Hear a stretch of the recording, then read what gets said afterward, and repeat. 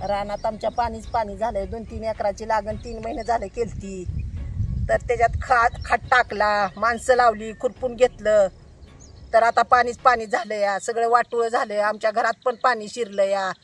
आता काय आम्हाला थोडं तरी सरकारने अनुदान द्यावं। आमचं डाळिंब होतं थोडं लावलेलं, त्याच्यात पण पाणीच पाणी झालंय, सगळ्या ताली भरले त्या। पाऊस नव्हता तर नव्हता, आता आला ती पाऊस, सगळं नुकसानी झाली या।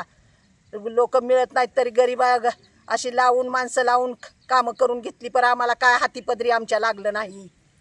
आता लय खूप म्हणजे खूपच वाटोळं होऊन गेलं या। आता ऊस तर पाण्यातला येतच नाही, 3 महिन्याचा तर ऊस आहे बारका। आता काय करावं तीच कळ नाही आता।